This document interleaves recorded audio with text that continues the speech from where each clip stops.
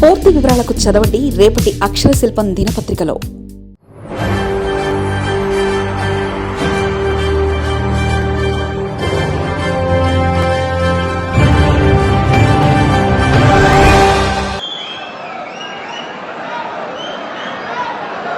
గౌరవనీయులు స్థానిక శాసనసభ్యులు శ్రీ అశోక్ రెడ్డి గారు, గౌరవ పార్లమెంట్ సభ్యులు మాగంట శ్రీనివాసులు రెడ్డి గారు,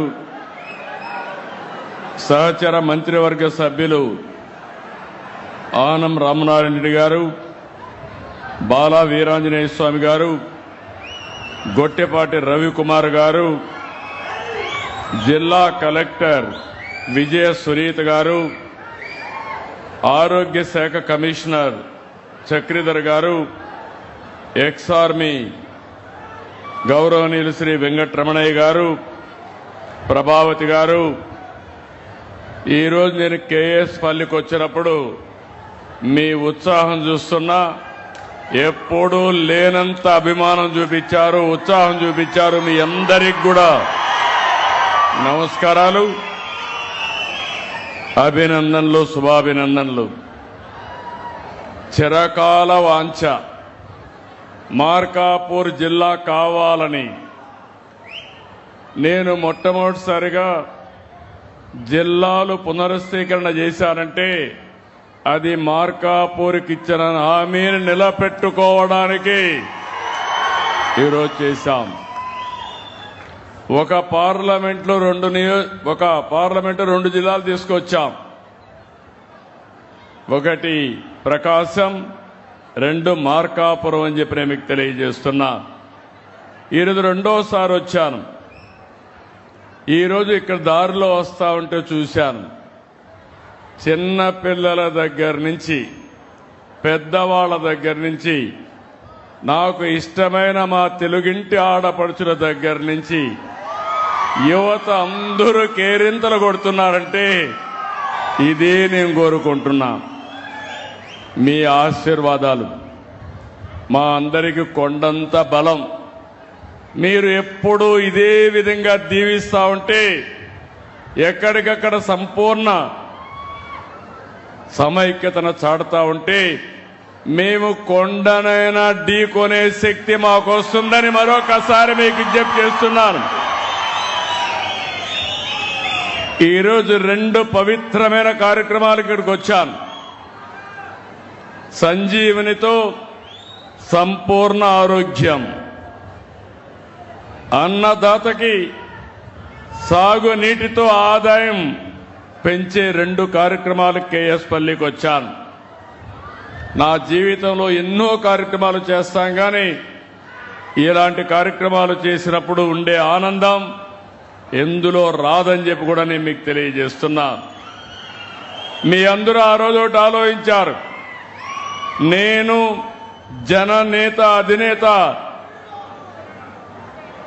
జనసేన అధినేత పవన్ కళ్యాణ్ గారు ఇద్దరం కలిశాం. అదే మాదిరిగా నరేంద్ర మోడీ గారు బీజేపీలో కూడా కలిసి ఎన్డీఏ ఏర్పాటు చేశాం. ఆ రోజు చెప్పాము, ఈరోజు చెప్తున్నాను, మేము ఒక స్వార్థంతో కలవలేదు. ఈ రాష్ట్రాన్ని పునర్నిర్మాణం చేయాలని, పూర్వ వైభవం తేవాలని, మీ జీవితాలు బాగు చేయాలని ఏకైక లక్ష్యంతో కలిశాం. ఆ పనే చేస్తున్నాం. నేను 4వ సారి ముఖ్యమంత్రి. ఎన్నో ఇబ్బందులు చూశాను, ఎన్నో సమస్యలు పరిష్కారం చేశాను. కానీ ఈ 4వ సారి ముఖ్యమంత్రి నేను ఎంత లోతుకు పోతే అంత అఘాతమే కనపడుస్తా ఉంది నాకు. 10 లక్షల కోట్ల రూపాయల అప్పు, అధికార యంత్రాంగం నిర్వీర్యమైపోయింది. రాష్ట్రంలో ఎక్కడ చూసినా లా అండ్ ఆర్డర్ సమస్య. ఈరోజు నేను అడుగుతున్నా, మీరు ఇంత ఉత్సాహంగా ముందుకొచ్చారు, ఇంత ఆనందంగా కేరింతలు కొడుతున్నారు. 1924 ఒక్క మీటింగ్లో ఎక్కడైనా ఇలాంటి వాతావరణం కనపడిందా అని మిమ్మల్ని అడుగుతున్నా. అది ఒక్క వ్యత్యాసమే చాలు, అప్పటికి ఇప్పటికీ మార్పు. ఈ రోజు మీరందరూ చూస్తే ప్రతి ఒక్కరి ఆస్తికి గాని ప్రాణాలకు గాని అదే మరిగా ఆ రోజు చెప్పాను, ఎవడైనా మా ఆడబిడ్డల జోలుకొస్తే అదే చివరి రోజుగా ఉంటుంది, గుర్తుపెట్టుకోమని హెచ్చరించాను. నాకు కూడా కొన్ని సవాళ్లున్నాయి. ఒక పక్క గంజాయి బ్యాచి, ఒక పక్క బ్లేడ్ బ్యాచి, ఇంకో పక్క దానికి నాయకత్వం గొడ్డలి పార్టీ. రాబందుల మారిగా వెయిట్ చేస్తా ఉంటారు. మీకు అందరికీ తెలుసు, ఏది జరగకపోయినా దానికి చాలా తెలివైన నేరాలు చేసే దిట్టలు వీళ్ళు. అలాంటివన్నీ చేస్తారు. అలాంటివి అధిగమించి నేను అనుకున్న లక్ష్యానికి పనిచేస్తున్నా. ఈ రోజు మా ఆడబిడ్డలను చూస్తే తల్లికి వందనం, ఎంతమంది పిల్లలుంటే అంతమందికి 15,000 వేసే ఘనత ఒక్క ఎన్డీఏకే దక్కింది. 2 స్త్రీ శక్తి. స్త్రీ శక్తి అంటే చూపించాలని మీరు ఎక్కడికి పోయినా ఎవరి అనుమతి లేకుండా ఉచితంగా ప్రయాణ సౌకర్యం చేసే ఏర్పాటు చేసిన కూటమి ఎన్డీఏ. ఒకప్పుడు దేవాలయాలకు పోవాలంటే భర్తలు గాని తల్లిదండ్రుల అనుమతి అవసరం. ఇప్పుడు జల్సాగా అన్ని దేవాలయాలు కళకళలాడుతున్నాయి. అలాంటి మంచి కార్యక్రమానికి శ్రీకారం చుట్టాం. మీకు ఖర్చు తగ్గించడానికి ఈరోజు మీరు ఒక్కసారి ఆలోచిస్తే 3 వంట గ్యాస్ సిలిండర్లు ఉచితంగా ఇస్తున్నాం. మొన్నే అన్నదాతకి 20,000 రూపాయలు ఇస్తామన్నాం. కేంద్రం రాష్ట్రం కలిసి ఇస్తామన్నాం. మొన్నే ఒక విడత వేశాం, ఇంకా 2 విడతలేస్తాం. ప్రతి సంవత్సరం ప్రతి రైతుకి 20,000 రూపాయలు మీ అకౌంట్లో వేసే బాధ్యత ఈ ప్రభుత్వానిది. రేపు నెలలో మళ్లీ మీరందరూ చూసి తల్లికి వందనం కింద తల్లులందరూ రెడీగా ఉండాలి. పిల్లలందరూ ఉత్సాహంగా చదువుకోవాలి. అందరి పిల్లల కోసం ఒక్కొక్కరికి 15,000 రూపాయలు మీ తల్లుల అకౌంట్లో వేస్తాము. దీన్ని కూడా జయప్రదం చేస్తాం. ఇవన్నీ చేసేది డబ్బులుండి కాదు, మనసుంది కాబట్టి చేస్తున్నాం. మీరందరూ బాగుండాలి, ఆనందంగా ఉండాలి. అందుకనే ఈ కార్యక్రమాలన్నీ చేశాం. ఈ రోజు ఇంకొక పక్కన మీరు చూస్తే ఈ రోజు రాష్ట్రంలో గవర్నమెంట్ స్కూల్స్ కి పరపతి పెరిగింది. మొట్టమొదటిసారిగా ప్రైవేట్ స్కూల్స్ పైన మోజు తగ్గి 1,00,000 మంది పిల్లలు మళ్లీ గవర్నమెంట్ స్కూల్కి వచ్చారంటే అది ఎన్డీఏ సత్తా. ఇలాంటి అనేక వినూత్నమైన కార్యక్రమాలతో ముందుకు పోతున్నాం. ఈ రోజు నేను ఇక్కడికి వచ్చినప్పుడు సంజీవని ఒక వినూత్నమైన కార్యక్రమాన్ని తీసుకొచ్చాను. ఈ రోజు మీరందరూ గుర్తుపెట్టుకోవాలి, మీ అందరికీ సంపూర్ణ ఆరోగ్య సేవలు అందించాలనుకుంటున్నాం. టెక్నాలజీ వచ్చింది. ఒకప్పుడు ఐటీ పెట్టాను, ఇప్పుడు నేను క్వాంటమ్ లేకపోతే ఏఐ ఇవన్నీ మాట్లాడుతున్నాం. అయితే ఒక విషయం మీరు గుర్తుపెట్టుకోవాలి, ఒక వ్యక్తికి డబ్బు, పదవి, హోదా, కార్లు, బంగళాలు అన్నీ ఉన్నాయి, కానీ ఆరోగ్యం లేదు. ఏం చేసుకుంటాడని నేను అడుగుతున్నా. తినాలంటే తినలేడు, తింటే మళ్ళీ హాస్పిటల్కి పోవాలి. అలాంటప్పుడు మనం సంతోషంగా ఉండాలంటే మీ అందరి ఆరోగ్యం బాగుండాలి. మీ ఆరోగ్యం కోసం, రాష్ట్రంలో ఉండే ప్రతి ఒక్కరి ఆరోగ్యం కోసం సంజీవని ప్రాజెక్టు తీసుకొచ్చాం. ఈ రోజు మీరు గుర్తుపెట్టుకుంటే ప్రపంచంలో ఉండే ఆరోగ్యానికి సంబంధించిన విషయాల్ని, నాలెడ్జ్ని మీ ఇంటి ముందర మీకు అప్పజెప్పే బాధ్యత నేను తీసుకుంటానని చెప్పి మీ అందరికీ హామీ ఇస్తున్నా. సంజీవని అనేది ప్రతి ఒక్కరికి ఉత్తమ వేగవంతమైన వైద్య సేవలు అందించే సమగ్ర డిజిటల్ ఆరోగ్య వేదిక. ఇందులో ప్రివెంటివ్ ఉంటుంది, డిటెక్టివ్ ఉంటుంది, క్యూరేటివ్ ఉంటుంది.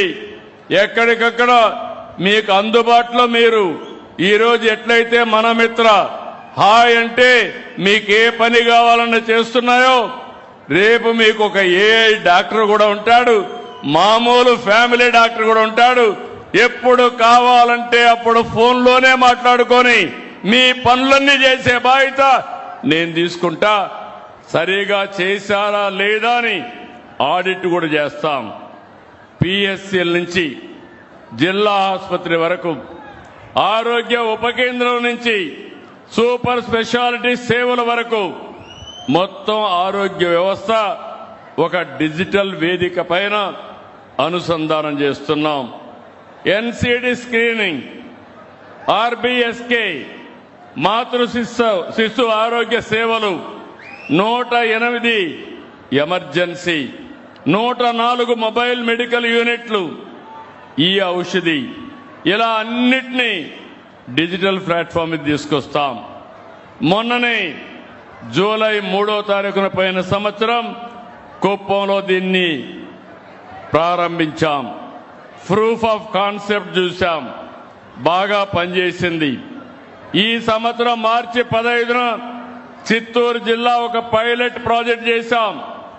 18,64,000 మంది ఇందులో చేర్చాం.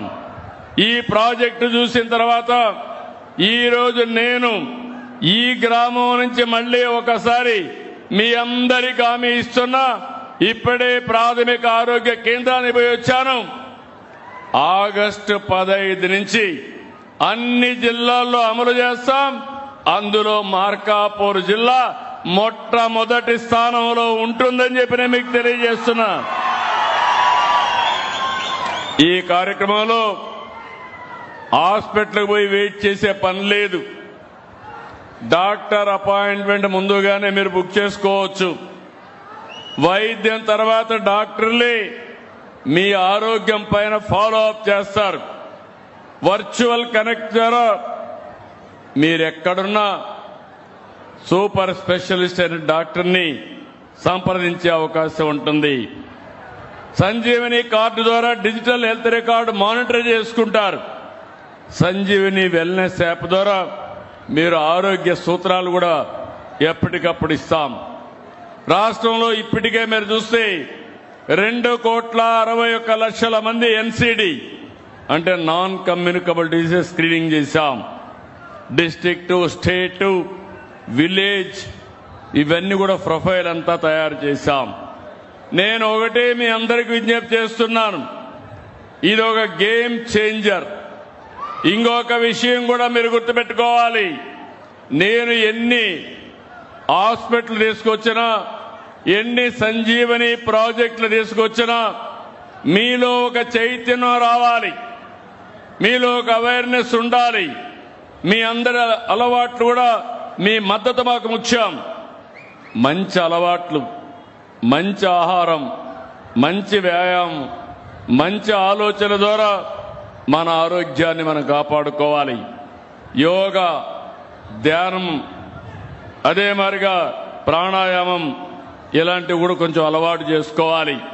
మొన్నేం పెట్టాను, యోగా పెడితే రామ్దేవ్ బాబాని పిలిపిస్తే మీరందరూ మీ గ్రామాల నుంచి బ్రహ్మాండంగా ఆసనాలు వేశారంటే నేను చాలా ఆనందపడ్డానని చెప్పి కూడా నేను మీకు తెలియజేస్తున్నా. ఈరోజు మనం ఒక్కసారి చూడాలి, రాష్ట్రం అంతా మీ ఆరోగ్య జాతకాలు నా దగ్గర ఉన్నాయి. ఏ వ్యక్తి డయాబెటిక్ ఉంది, ఏ వ్యక్తికి హైపర్ టెన్షన్ ఉంది, ఏ వ్యక్తికి నర్వస్ ప్రాబ్లం ఉంది, ఏ వ్యక్తి మెంటల్ ఇల్నెస్ ఉంది, అవన్నీ కూడా వస్తున్నాయి. నేను ఒకటే మీ అందరికీ విజ్ఞప్తి చేస్తున్నా, నేను మందులు తేగలుగుతాను, నాలెడ్జ్ తేగలుగుతాను, డాక్టర్లు పెట్టగలుగుతాను. మీ ఆరోగ్యం మీ చేతుల్లో ఉంది. ఈ విషయం మర్చిపోవద్దండి. నేను ఎప్పుడూ చెప్తాను, మనం తినే తిండి మెడిసిన్, మనం వంట చేసే గది ఫార్మసీ, మీరు పండించే పంటలు మీకు శ్రీరామ రక్ష. ఒకప్పుడు మనందరం కూడా బియ్యమే తినేవాళ్ళం. ఈరోజు నాకు చాలా సంతోషం, రాష్ట్రంలో మనం చూస్తే ఇక్కడ మాత్రం మీ నియోజకవర్గం డయాబెటిక్ తక్కువగా ఉంది. మార్కాపూర్ వెనుకబడిన ప్రాంతం, మీరు మామూలుగా రైసే కాకుండా మిగిలిన ఫుడ్ కూడా తింటున్నారు. దానివల్ల డయాబెటిక్ తక్కువ ఉంది. ఎవరికైనా డయాబెటిక్ వస్తే గాని, షుగర్ గాని వస్తే అన్ని రోగాలకు గేట్వే అది. అక్కడి నుంచి హార్ట్ ప్రాబ్లం వస్తుంది, అక్కడి నుంచి అన్ని రోగాలకు అది సహకరించే పరిస్థితి వస్తుంది. మీరు ఒక విషయం గుర్తుపెట్టుకోవాలి, ఇప్పుడు అందరం కూడా ఇంట్లో వంట చేయడం మానేశాం. అందరూ జంక్ ఫుడ్కి అలవాటు అయిపోయారు, ఫాస్ట్ ఫుడ్కి అలవాటు అయిపోయారు. ఇది చాలా ప్రమాదం. ఇవన్నీ కొంచెం తగ్గించాలి. మన పిల్లలకు మంచి పౌష్టికాహారం పెట్టాలి. మనం కూడా తాజాగా వండిన తిండి తినాలి. మన ఇంట్లో వండిన ఫుడ్ కంటే వేరే లాభం లేదు. మళ్ళీ పాత రోజులకు వెళ్ళాలి. రాగులు, సజ్జలు, జొన్నలు, కొర్రలు ఇవి తినాలి. తింటారా అని మిమ్మల్ని అడుగుతున్నా. అవి తింటే డాక్టర్ దగ్గరికి పోయే పని లేదు. అవి తినకపోతే మీరు డాక్టర్ దగ్గరికి మందులు వేసుకునే పరిస్థితి వస్తుంది. ఇంకొక విషయం కూడా గుర్తుపెట్టుకోవాలి, ప్రతి ఒక్క శరీరానికి కావాల్సింది పౌష్టికాహారం కావాలి. మామూలుగా ఎక్కువ కార్బోహైడ్రేట్స్ తింటే షుగర్ వస్తుంది. కార్బోహైడ్రేట్స్ ఎక్కువ వచ్చేది రైస్ వల్ల వస్తుంది. ఇంకో పక్క రాబోయే రోజుల్లో ప్రోటీన్ ఎక్కువ తీసుకోవాలి, ఫ్యాట్ కూడా తగ్గించాలి. ఇవన్నీ కూడా నేను చాలాసార్లు చెప్పాను. షుగర్ తగ్గించాలి, ఉప్పు కూడా తగ్గించాలి, నూనె కూడా తగ్గించాలి. అదే సమయంలో రుచికరంగా వంటలు కూడా చేయొచ్చు. కానీ ఇవన్నీ మీలో ఒక ఆలోచనకు శ్రీకారం చుట్టాలి. ఇంకో పక్కన రైతులందరికీ విజ్ఞప్తి చేస్తున్నా, కొంతమంది కావాలని తప్పుడు ప్రచారం చేస్తున్నారు. యూరియా కావాల్సినంత ఉంది, కానీ యూరియా ఎక్కువ వేస్తే మీరు పండించిన పంట కొనేవాడు లేడు. ఆ విషయం మీరు గుర్తుపెట్టుకోవాల్సిన అవసరం ఉంది. మొన్నే గుంటూరు నుంచి మిరప చైనాకు పంపిస్తే 3 కంటైనర్స్ తిరిగి వచ్చాయి. టెక్నాలజీ మారింది. ఏ పంటలో ఎంత మీరు ఎరువేశారు, ఎంత క్రిమి సంహారక మందులు కొట్టారో డయాగ్నోస్ చేసే పరిస్థితికి వచ్చారు. దానివల్ల కొనేవాడు కొనడం లేదు. ఈరోజు ప్రపంచమంతా కూడా ఫెర్టిలైజర్స్ కానీ పెస్టిసైడ్స్ లేని ఫుడ్ తింటున్నారు. అందుకే నేను నేచురల్ ఫార్మింగ్ తీసుకొచ్చాను, ప్రకృతి సేద్యం తీసుకొచ్చాం. ప్రపంచానికే ఆదర్శంగా నిలుస్తున్నాం. ఈ రోజు మీరు ఒక్కసారి చూస్తే 20 లక్షల ఎకరాలు, 20 లక్షల మంది రైతులు ప్రకృతి సేద్యం చేసే ఏకైక రాష్ట్రం ప్రపంచంలో మన రాష్ట్రమేనని చెప్పి మీకు తెలియజేస్తున్నా. ఇది ముందుకు తీసుకుపోవాల్సిన అవసరం ఉంది. ఇంకో పక్కన ఈ యొక్క జిల్లా నేను చూస్తున్నా, ఆరోగ్య పరిరక్షణలో వెనుకబడి ఉన్నా. మనమందరం కూడా సంస్కృతి సాంప్రదాయాల్లో ఎంతో ముందున్నాం. కానీ ఒక్క విషయం ఇక్కడ అందరికీ విజ్ఞప్తి చేస్తున్నాను. ఈరోజు ప్రపంచమంతా ఇదే సినారియో. ఒకప్పుడు జనాభా పెరిగింది, నేనే కుటుంబ నియంత్రణ తీసుకొచ్చాను. ఒకరుంటే ముద్దు, ఇద్దరుంటే పర్వాలేదు, ముగ్గురు వద్దని చెప్పాను. ఈరోజు మళ్ళీ నేనే వచ్చాను మీ దగ్గరికి. ఇప్పుడు చెప్తున్నా, ఒకరు లాభం లేదు, ఇద్దరు కనీసం ఉండాలి, ముగ్గురు కూడా ఉంటే పర్వాలేదు. ఎంతమంది పిల్లలుంటే అంత ఆస్తి మనకు, పిల్లలే ఆస్తి. దీనికోసం ముందుకు రమ్మని.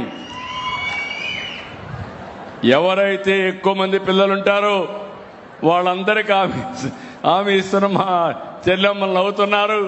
వాళ్ళందరికీ హామీ ఇస్తున్నా, హామీ ఇస్తున్నా. భవిష్యత్తులో పెద్ద కుటుంబాలను ఆదరిస్తాం, ఎక్కువ బెనిఫిట్స్ ఇస్తాం. మీరు కానీ కలిసి ఉంటే, ఈ మధ్యకాలం నేను చూశాను, ఇంటి కోసం విడిపోతున్నారు, రేషన్ కార్డు కోసం విడిపోతున్నారు. ఒకప్పుడు పెద్ద కుటుంబాలు ఉండేటివి, కలిసి ఉండేవాళ్ళం, కలిసి ఉంటే చాలా ఆనందంగా ఉండేవాళ్ళం. ఇప్పుడు ఒక కొడుకున్నా విడిపోతున్నాడు, వేరే కాపురం పెడుతున్నారు. ఇది మంచి పద్ధతి కాదు, అది భారతదేశ సాంప్రదాయం కాదు. ఈ విషయం కూడా మీరు గుర్తుపెట్టుకోవాలి. ఈరోజు ఏ పనన్నా చేయగలుగుతాం, అభివృద్ధి చేయగలుగుతాం.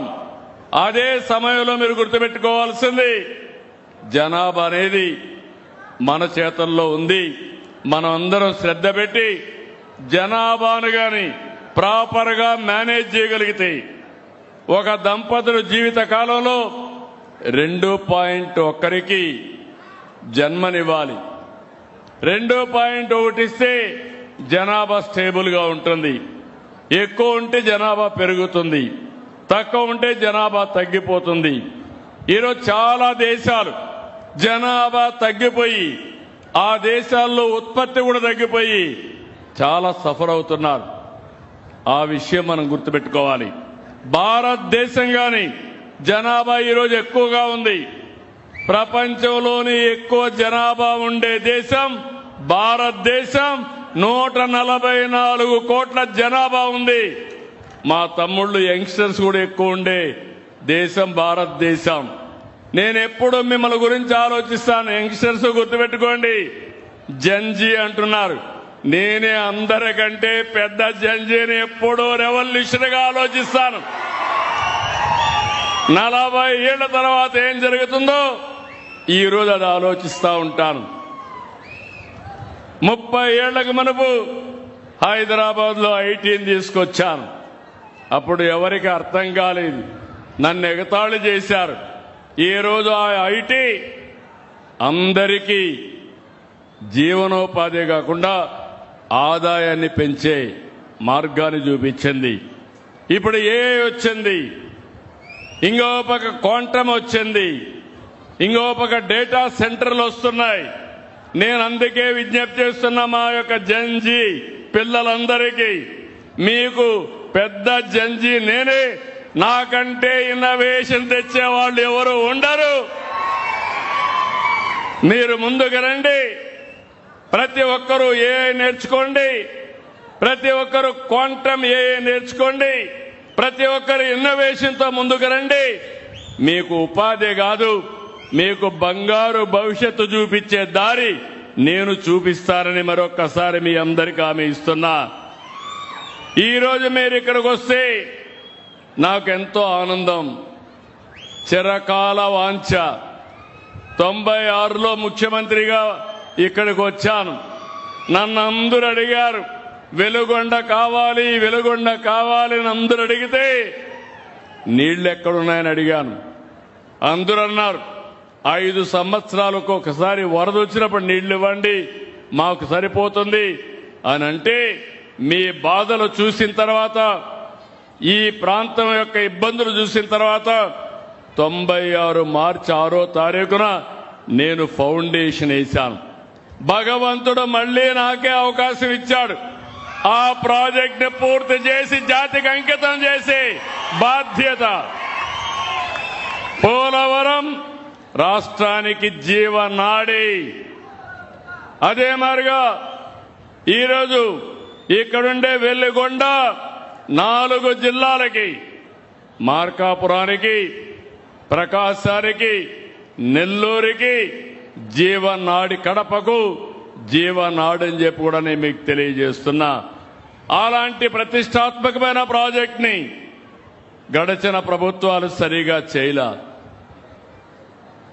చాలా నిర్వీర్యం చేశారు, చాలా అన్యాయం చేశారు. కడాన ఈరోజు 3,900 కోట్ల రూపాయలు పనులు కావాలి. ఇటీవల ఎన్నికలు 2019 ఎన్నికల ముందు గొడ్డలి పార్టీ అధినేత ఇక్కడికి వచ్చాడు. ఆ రోజు ఏం చేశాడో మా జ్ఞాపకం ఉందా మీకు? ఏం తమ్ముడు జ్ఞాపకం ఉందా మీకు? జాతికి అంకితం చేశాడా? చేశాడా లేదా? వెలుగొండ జాతికి అంకితం చేస్తానని చెప్పాడా లేదా?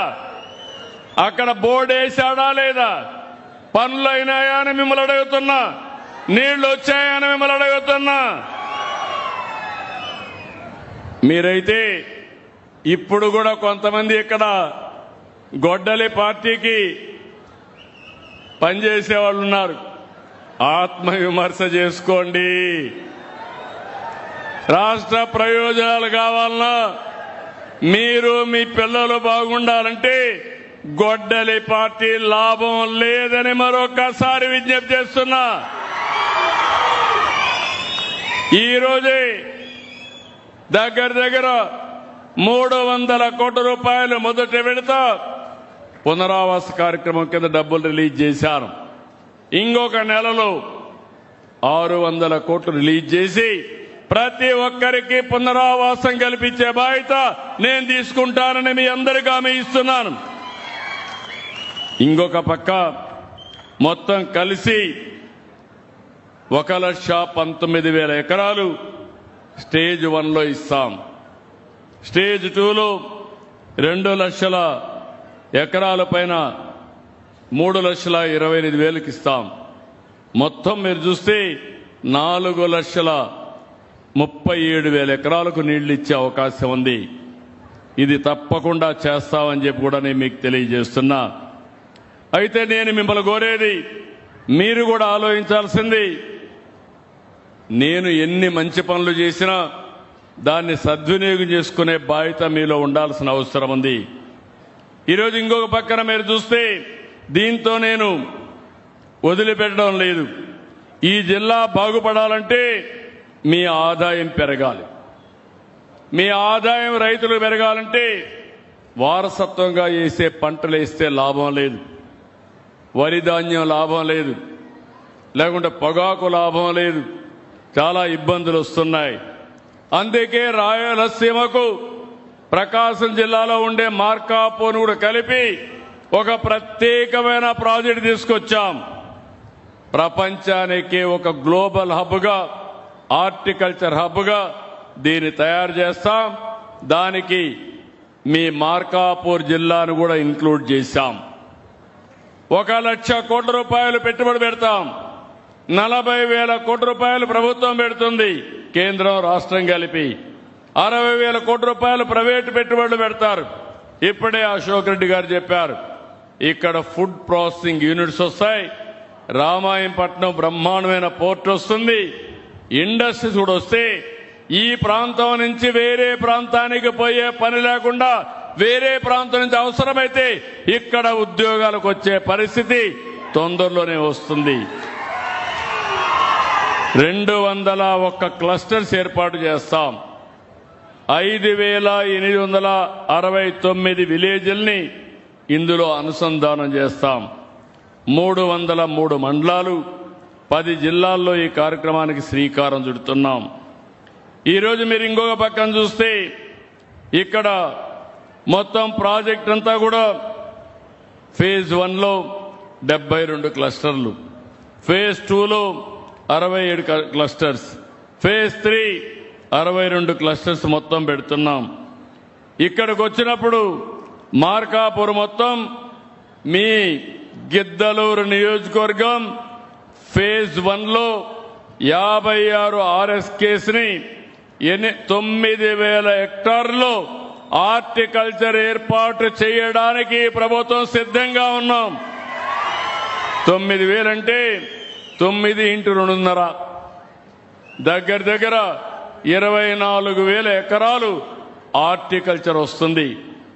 మీరు సిద్ధంగా ఉంటే చరిత్ర తిరగ రాయబోతున్నామని చెప్పి నేను మీకు తెలియజేస్తున్నా. అది కూడా ప్రపంచమంతా అధ్యయనం చేస్తున్నాం. దీనికి అవసరమైన నిపుణులు పెట్టుకున్నాం. ఎలాంటి పంటలు వేయాలి, స్వీట్ ఆరెంజ్ వేయాలన్నా, నిమ్మ వేయాలన్నా, లేకుంటే బనానా, లేకపోతే జాస్మినా, పమగ్రనేటా, ఈ ల్యాండ్స్ దేనికి సూటబుల్, ప్రపంచంలో దేనికి రేట్లున్నాయి, అవన్నీ కూడా అధ్యయనం చేసి ఎప్పటికప్పుడు మీ అందరికీ సజెషన్స్ ఇస్తాం. దీన్ని మీరు కానీ సరిగా అవలంబిస్తే నేను ఇంకొక ప్రాజెక్టు కూడా తీసుకొచ్చాను. మార్కాపూర్ జిల్లాకి మా ఆడబిడ్డలకు హామీ ఇచ్చాను. ఇంటింటికి కొళ్ళాయి ద్వారా నీళ్లు ఇస్తాను, ట్యాప్ వాటర్ ఇస్తానని హామీ ఇచ్చాను. ప్రతి ఒక్కరికి 2 ఏళ్లలో మీ ఇంట్లో కొళ్ళాయి పెట్టి శాశ్వతంగా నీళ్లు ఇచ్చే బాధ్యత, ఆ నీళ్లు కూడా నల్లమల సాగర్ నుంచి నీళ్లు ఇచ్చే బాధ్యత ఈ ప్రభుత్వాన్ని. ఈ విషయం మీరు గుర్తుపెట్టుకోవాల్సిన అవసరం ఉంది. అంటే నీళ్లు ఇంటింటికి వస్తాయి, పట్టణ ప్రాంతాల్లో కూడా వస్తాయి, మీ భూములకు నీళ్లు వస్తాయి. జిల్లా ఇచ్చా, ఇప్పుడే రెవెన్యూ డివిజన్ కావాలన్నారు. అవసరమైతే రెవెన్యూ డివిజన్ కూడా శాంక్షన్ చేస్తాం. అదే సమయంలో మిమ్మల్ని అందరినీ విజ్ఞప్తి చేస్తున్నా, ఇంకా కొన్ని కోరికలు చాలా కోరాడు. గిద్దలూరు టౌన్లో రోడ్లు అవన్నీ అడిగాడు, నీళ్లన్నీ ఇస్తున్నాం, దానికి కూడా కొంత డబ్బులు ఇచ్చి అవి కూడా చేస్తాం. కానీ మిమ్మల్ని నేను కోరేది ఒకటి, ఇన్ని పనులు చేసి మీలో ఒక ఆలోచన విధానం రావాలి, మీలో ఒక మార్పు రావాలి. ఎప్పుడు కూడా నేను ఎప్పుడు చూసేవాడిని, మార్కాపూర్ ప్రాంతం ఒకసారి గెలిపిస్తారు, రెండోసారి పక్క చూపు చూస్తారు. నేను బాగా డెవలప్ చేయడం, మళ్ళా మీరు పక్క చూపు చూస్తే నా పనంతా వైకుంఠపాళి కావడం, పైకి తీసుకుపోవడం, మళ్ళా కిందికి రావడం. మీరు ఒకసారి ఆలోచించండి. గుజరాత్ రాష్ట్రం ఉంది, నరేంద్ర మోడీ గారు ముఖ్యమంత్రి అయ్యారు, 3 సార్లు గెలిచారు. 25 సంవత్సరాలుగా వాళ్లే గెలుస్తున్నారు, వాళ్లే నెంబర్ 1 అయ్యారు. నేను హైదరాబాద్ 9 సంవత్సరాలు ముఖ్యమంత్రిగా ఉంటే అక్కడ వేసిన ఫౌండేషను దేశంలోనే అతిపెద్ద ఆదాయం వచ్చే రాష్ట్రం తెలంగాణ రాష్ట్రం. ఎక్కువ తలసరి ఆదాయం వచ్చే రాష్ట్రం తెలంగాణ రాష్ట్రం. నివాస యోగ్యమైన పట్టణం హైదరాబాద్ పట్టణం. నేను ఇప్పుడు అమరావతి ప్రపంచ నగరంగా, మీరందరూ మెచ్చే నగరంగా, మన పిల్లలకు ఉద్యోగాలు కల్పించే నగరంగా, నివాస యోగ్యమైన నగరంగా నెంబర్ 1 రాష్ట్ర రాజధానిగా చేయాలనుకుంటున్నాను. హైదరాబాద్ బ్రౌన్ ఫీల్డ్ సిటీ నేనే డెవలప్ చేశా.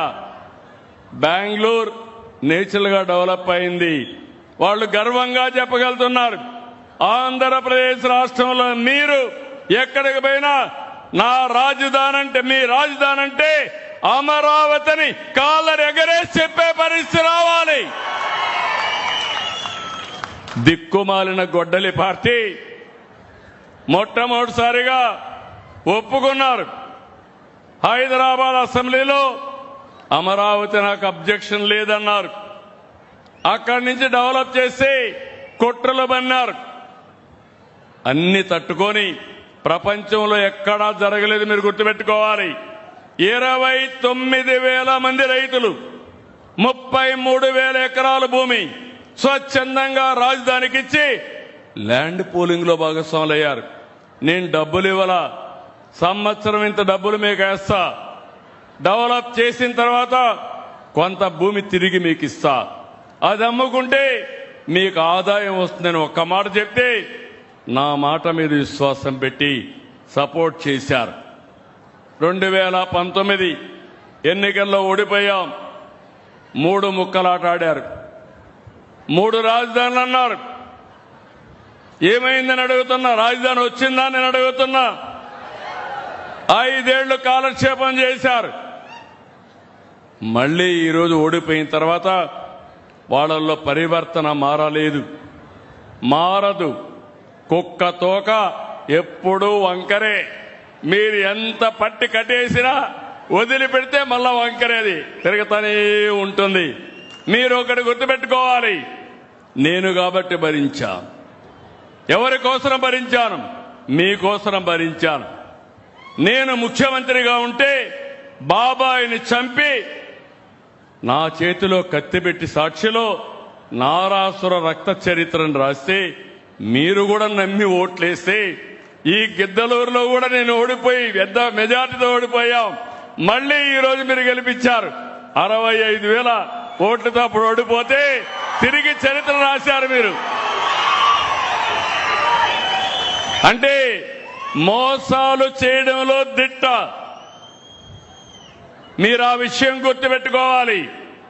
ఈరోజు మళ్ళీ నిన్న వచ్చి అంటున్నారు మ్యావిగన్ అంట. అమరావతికి చట్టం కూడా రాజ్యసభలో అయిపోయింది, ఎవరు మార్చలేరు. మళ్ళీ మార్చాలంటే పార్లమెంట్లో అందరూ ఆమోదించాలి. ఇప్పుడు అంటాడు దాన్ని నేను ఒప్పుకోను, మ్యావిగన్ పెడతానని. ఆ మ్యావిగన్ నాకేం అర్థం కానీ మీకు అర్థమైందా? ఏం మా ఆడబిడ్డలు జంజీ మీకు అర్థమైందా? మీకు అర్థమైందా? పెద్దలు చిన్న పిల్లల్ని అడిగినా చీ కొడతారు, అవునా కాదా? చీ కొడతామని చేతులు పైకెత్తండి. ఇలాంటి బాధ్యత కలిగిన రాజకీయ పార్టీలు బాధ్యత లేకుండా ఆ పార్టీని అడ్డబెట్టుకుని ఇష్టానుసారంగా చేయడం. నా దేశ పోలవరాన్ని పూర్తి చేయాలి, మీ పిల్లల్ని బాగా చదివించాలి, మీ పిల్లలకు ఉద్యోగాలు రావాలి, పెట్టుబడులు తేవాలి, నీళ్లు తేవాలి. నిన్నే నేను తుంగభద్ర డ్యామ్ దగ్గరికి వెళ్ళాను. ఒక గేటు కొట్టుకోబోయింది. ఇమ్మీడియట్ గా అప్రమత్తమై ఆ గేట్ ని సరిచేశాం, మనమే చేశాం. 33 గేట్లు మార్చమన్నారు, మార్చాం. కర్ణాటక ఆంధ్రప్రదేశ్ 2 రాష్ట్రాలు కలిసి చేశాం. నిన్నే ఇనాగరేట్ చేశాం. కేంద్ర మంత్రి వచ్చారు. తెలంగాణ, కర్ణాటక, ఆంధ్ర 3 చీఫ్ మినిస్టర్ కలిశాం. మేము 3 ఒకటే ఆలోచించాం. 4 కలిసి కేంద్రం సహకరించాలి, మనం కూడా సహకరించాలి. 3 రాష్ట్రాల్లో ఉండే రైతుల యొక్క ఇబ్బందులు దృష్టిలో పెట్టుకుని వాళ్ళ లాభం కోసం పనిచేద్దామని మేము ఒక నిర్ణయం చేశాం. ఈరోజు అందుకే నదుల అనుసంధానం, గంగా కావేరి కావాలి. గంగా కావేరి అయ్యే లోపల గోదావరి కావేరి చేయాలని నిన్నే ప్రపోజల్ పెడితే అది ఎంతవరకు వస్తుందో నాకు తెలియదు, కానీ నేను పెట్టిన ప్రపోజల్ అయితే వెలుగొండ పూర్తి అవుతా ఉంది, నల్లమల సాగర్ పూర్తి అవుతా ఉంది. గోదావరి నీళ్లు తీసుకొచ్చి నల్లమల సాగర్ లో పెట్టి నల్లమల సాగర్ నుంచి మళ్లీ శ్రీశైలానికి నీళ్లు ఎక్కించి అక్కడి నుంచి రాష్ట్రం మొత్తం తీసుకుపోవాలని. ఆ నీళ్లు గాని శ్రీశైలానికి పోతే తెలంగాణ శ్రీశైలం నుంచి నాగార్జున సాగర్ నుంచి నీళ్లు వాడుకోవచ్చు. అక్కడి నుంచి నేరుగా నీళ్లు వదిలిపెడితే సోమశిల, కందలేరు, అక్కడి నుంచి కావేరికి కూడా పోతాయి. ఎవ్వరూ కడుపువ్వాల్సిన పని లేదు, ఎవరికి కడుపు నొప్పి రావాల్సిన పని లేదు. ఇది అందరికీ ఆమోదయోగ్యం కావాలి. నదుల అనుసంధానం, ఈ రాష్ట్రాలకు శ్రీరామ రక్ష. అన్ని రాష్ట్రాలు కలిసి పనిచేసుకుంటే మన రైతాంగానికి న్యాయం చేస్తామని చెప్పి కూడా నేను మీకు తెలియజేస్తున్నా. ఈ సందర్భంగా మీకు ఒక్క విషయం చెప్తాను, మీరు కూడా ఆలోచించుకోవాలి. పైనుంచి నీళ్లు తెస్తాం. ఈ సంవత్సరం వాతావరణం యొక్క సమస్య వల్ల, ఎల్లినో వల్ల ఎక్కడికక్కడ వర్షాలు పడడం లేదు, నదుల్లో నీళ్లు రావడం లేదు. ఇది పెద్ద సమస్య. ఒకవేళ వర్షం వచ్చినా అతివృష్టి, ఒకే దిక్కడ కుంభవృష్టి, వేరే ప్రాంతాల్లో వర్షాలు పడని పరిస్థితి. దీనికి కారణం కూడా మనం ఒకసారి అధ్యయనం చేసుకొని ఎక్కడికక్కడ పర్యావరణాన్ని పరిరక్షించుకునే బాధ్యత మనందరిపైన ఉంది. మన ఊర్లో పడిన నీళ్ని మనం భూగర్భ జలాలుగా మార్చాలి.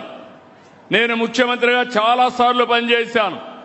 ఇంకుడు గుంతలు దూవితే ఎగతాళి చేశారు, చెక్ డ్యాములు కడితే ఎగతాళి చేశారు, ఈరోజు ప్రాజెక్టులు కడితే సహకరించరు. కానీ ఎవరిని చేసినా పర్వాలేదు, నేను అనుకున్న సిద్ధాంతం ప్రకారం ప్రతి ఒక్కరికి తాగునీళ్ళు ఇవ్వాలి, పరిశ్రమలకు నీళ్లు ఇవ్వాలి, సాగునీరిచ్చి ఈ రాష్ట్రాన్ని బాగు చేయడం కోసం అన్ని విధాలా ముందుకు పోతానని మరొక్కసారి హామీ ఇస్తున్నాం. ఈరోజు ఇక్కడ నేను జలధార కార్యక్రమం పెడితే అన్నమయ్య జిల్లా తర్వాత మార్కాపురం జిల్లా చాలా బాగా పనిచేస్తున్నారు. కలెక్టర్ని అభినందిస్తున్నా. ఇంకో పక్క ఈరోజు మిమ్మల్ని అందరినీ ఒకటే కోరుతున్నా, కులం, మతం, ప్రాంతం అని వర్గం ఒక్కొక్క పక్క పెట్టి కుట్రలు చేస్తున్నారు. కులం తిండి పెడదు, మతం మనకు నీళ్లు ఇవ్వదు, కానీ మన నమ్మకం. కానీ సమస్యలు పరిష్కారం చేసేది సమర్థవంతమైన ప్రభుత్వం పరిష్కారం చేస్తుంది. ప్రజలందరూ కలిస్తే మన భవిష్యత్తు బంగారు భవిష్యత్తు అవుతుంది. కొంతమంది ఇలాంటివి పెట్టి రెచ్చగొట్టాలని ప్రయత్నం చేస్తున్నారు. ఆ విషయం కూడా మీరు గుర్తుపెట్టుకోవాలి. మొన్న విజయవాడలో ఒక జరగరాని సంఘటన. నేను ఎప్పుడు కూడా ఇలాంటి సమర్థించను. జరిగితే దాని కుల రంగు పుంజి పవన్ కళ్యాణ్ గారిని ఇష్టానుసారంగా స్క్రోలింగ్ చేసే పరిస్థితి వస్తారు. అంటే మీ అరాచకానికి అంతు లేదా నేను అడుగుతున్నా. సాక్షాత్తు హోంమంత్రి అనిత, ఒక ఎస్సీ, ఒక దళిత మహిళ, లా అండ్ ఆర్డర్ మెయింటైన్ చేసే ఒక ఆడబిడ్డ. గర్వపడాలి. మన ఇంట్లో ఆడబిడ్డలు ఉంటారు. ఆ అమ్మాయిని గురించి, మేకప్ గురించి మాట్లాడతారా మీరు? ఏమనుకుంటున్నారు? ఎంత గర్వం మీకు? అంటే దిక్కు లేకుండా నీ ఇష్ట ప్రకారం ఆడబిడ్డల్ని అవమానపరిచేట్టుగా మాట్లాడడం, ఇంకొక పక్క ఎక్కడికక్కడ రెచ్చగొట్టడం, ఇంకొక పక్క పోలీసులు నిర్వీర్యం చేసి విధానంతో ముందుకు పోతున్నారు. ఈరోజు అమరావతికి వెళ్లారు. ఎవరు వెళ్ళమన్నారు మిమ్మల్ని? అక్కడికి కుట్ర చేయడానికి వెళ్లారు. ఇప్పటికే అక్కడ రైతాంగం బాగా ఎఫెక్ట్ అయ్యారు, కోపంలో ఉన్నారు. 5 సంవత్సరాలు పోరాడారు. రాష్ట్ర రాజధాని కోసం నమ్ముకున్న భూమిని ఇస్తే 5 సంవత్సరాలు వాళ్ళని తిప్పి తిప్పి ఆడబిడ్డలను అవమానించి ఇష్టానుసారంగా చేసి ఇప్పుడేదో రాజధాని కడతా ఉంటే వాళ్ళు బాగుపడతామని హోప్ వస్తే మళ్లీ ఇష్టానుసారంగా వెళ్లి కుట్ర బన్నేదానికోసం రెచ్చగొట్టేదానికి పోతే వాళ్ళు తిరుగుబాటు చేశారు. నేను అడుగుతున్నా మిమ్మల్ని, మీ పొట్ట కొడితే మీ కోపం రాదా అని మిమ్మల్ని అడుగుతున్నా. వస్తుందా లేదా? ఎంత బాధపడ్డారు? రాష్ట్ర అమరావతి రైతులు కష్టపడ్డారా లేదా? సఫర్ అయ్యారా లేదా? 5 ఏళ్లు బాధపడ్డారా లేదా? బాధపడ్డారని చేతుల పైకెత్తండి. మళ్ళీ అదే కుట్ర, అదే పద్ధతి. వీళ్ళు మారరు. నేను అందుకే అన్నాను గొడ్డలి పార్టీ అని. ఈ గొడ్డలి పార్టీ ఎప్పుడైనా రాష్ట్రానికి చేటే. వీళ్ళు మామూలుగా రాజకీయానికి అర్హత లేని వ్యక్తులు. నేను చాలా రాజకీయాలు చూశాను, తీవ్రవాదుల పైన పోరాడాను. కడాన మీరు ఒక్కసారి గుర్తు చేసుకోండి. నా కోసం పోరాడలా, ఆస్తుల్లో తగాదాలతో పోరాడలా. మీ సిద్ధాంతాలు కరెక్ట్ కాదు, దీనివల్ల రాష్ట్రానికి నష్టం, దేశానికి నష్టమని గట్టిగా పోరాడితే 2003లో వెంకటేశ్వర స్వామికి నేను బ్రహ్మోత్సవ సందర్భంలో లాంఛనాలు ఇవ్వడానికి పోతే నా మీదనే 23 క్లేమోర్ మైన్స్ ని బ్లాస్ట్ చేశారు. నా కారును కొట్టాయి. సాక్షాత్తు వెంకటేశ్వర స్వామి దిగి నన్ను కాపాడాడు తప్ప, లేకపోతే ప్రాణభిక్ష పెట్టాడు తప్ప, లేకుంటే అసాధ్యం. అలాంటి వెంకటేశ్వర స్వామిని అప్రతిష్ట పాలు చేస్తారు. కల్తీ నెయ్యితో ప్రసాదం తయారు చేస్తారు. కల్తీ నెయ్యితో అక్కడ ఆయన విగ్రహానికి ఆరతులు ఇవ్వడం, నైవేద్యాలు ఇవ్వడం చేస్తారు. అంటే వెంకటేశ్వర స్వామిని అప్రతిష్ట పాలు చేసి ఇష్టానుసారంగా రాజకీయ లబ్ధి పొందాలని మహిమ తగ్గించాలనుకుంటున్నారు. వెంకటేశ్వర స్వామి కలియుగంలో మనందరినీ ఆశీర్వదించే ఏకైక దేవుడు వెంకటేశ్వర స్వామి. మీకు నమ్మకం ఉందా లేదా అని అడుగుతున్నా మిమ్మల్ని. నమ్మకం ఉందని చేతుల పైకెత్తండి. అలాంటప్పుడు అలాంటి దేవుడికి అపచారం చేస్తే వదిలిపెడతారా అని మిమ్మల్ని అడుగుతున్నా. నేను ఆ మాట మాట్లాడితే నిన్న దొంగ వేషాలు, నామాలు పెట్టుకొని, బొట్లు పెట్టుకొని పూజ చేస్తాడు. ఎవరికి కావాలి ఆ పూజలు? దొంగ తప్పలేదు. ఈరోజు మా ముస్లిం సోదరులు ఉన్నారు. నేను సంఘీభావం కోసం నమాజ్ చేస్తా, వాళ్ళతో కలిసి ఉంటా. అది మత సామరస్యం. చర్చికి పోతా, నమస్కారం పెట్టి వస్తా, వాళ్ళని గౌరవిస్తా. మీరు కూడా అది చేయాలి. అంతేగాని మీ ఇష్టానుసారం దేవాలయాలపైన దాడులు చేసి ఇప్పుడు మళ్లీ మోసం చేయాలనే ఉద్దేశంతో ఎక్కడికక్కడ వంగి నమస్కారాలు పెట్టి లేకుంటే దేవాలయాలు పూజలు చేస్తే కరెక్ట్ కాదు. ఈ విషయం మనం గుర్తుపెట్టుకోవాల్సిన అవసరం ఉంది. ఇలాంటి చాలా చూస్తున్నాం. ఎన్నో సవాళ్లున్నాయి. అన్ని సవాళ్ళని సంక్షోభాల్ని తట్టుకుంటూ వస్తున్నా. అన్నింటికంటే మించి మనం గాని ఇంటే కళ్ళార్పకుండా అబద్ధాలు చెప్తానే ఉంటారు, మోసాలు చేస్తానే ఉంటాడు. యామారితే ఏం చేస్తాడో నాకే తెలియదు. అలాంటి నేరాలు చేస్తాడు, ఘోరాలు చేస్తాడు. ఒక పక్క ఘోరాలు నేరాలు జరగకుండా కాపాడుకోవాలి, మీకు న్యాయం చేయాలి, ఇంకో పక్క అభివృద్ధి చేయాలి. ఇది నాకు ఎప్పుడు కూడా నేను రాజకీయ నాయకులతో పోరాడాను కానీ నేరస్తులు ఉండే రాజకీయ నాయకులతో నేను ఎప్పుడూ పోరాడలేదు. ఈ విషయం మీరు గుర్తుపెట్టుకోవాలి. అందుకే మీరందరూ గుర్తుపెట్టుకోవాల్సిన అవసరం ఉంది. మనది పాజిటివ్ గవర్నెన్స్, వారిది క్రిమినల్ పాలిటిక్స్. ప్రజలు కూడా అప్రమత్తంగా ఉండాలి.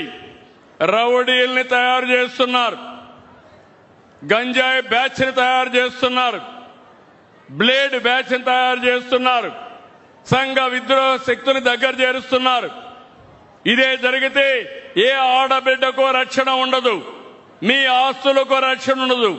5 ఏళ్లు చేసిన అరాచకాలను కరెక్ట్ చేయడానికి నాకు 15 ఏళ్లు పడతా ఉంది. మళ్లీ ఏమారితే ఏమవుతాం మీరు గుర్తుపెట్టుకోవాల్సిన అవసరం ఉంది. నేను ఒకటే చెప్తున్నా, నేను అధైర్యపడను. అధైర్యం నా నరాల్లో ఎక్కడా లేదు. ఎవరైనా సరే తప్పు చేస్తే ఎంతటి వాడైనా సరే వదిలిపెట్టనని మరొక్కసారి మీ అందరికీ హామీ ఇస్తున్నా. ఈ రాష్ట్రాన్ని ముందుకు తీసుకెళ్లాలి.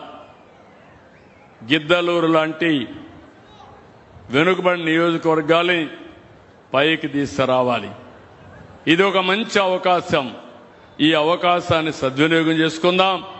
మీరు ఒకటే కోరుతున్నా, మళ్లీ విజ్ఞప్తి చేస్తున్నా, ఎవరి వల్ల మీ జీవితాల్లో మంచి జరుగుతుందో ఆలోచించుకోండి. ఏ నాయకుడి వల్ల, ఏ పార్టీ వల్ల, ఏ కూటమి వల్ల మీకు ఇవన్నీ అందుతున్నాయో గుర్తుపెట్టుకోండి. అదే సమయంలో ఇవన్నీ గుర్తుపెట్టుకొని ఎక్కడికక్కడ పూర్తిగా సపోర్ట్ చేసి మీరు అండగా ఉండాల్సిందిగా మరొక్కసారి నేను మిమ్మల్ని అందరినీ కోరుతున్నా. నేను ఏ యాంగిల్లో పోతున్నా. మరిన్ని కథనాల కోసం సబ్స్క్రైబ్ చేసుకోండి మీ అక్షర శిల్పం. పూర్తి వివరాలకు చదవండి రేపటి అక్షర శిల్పం దినపత్రికలో.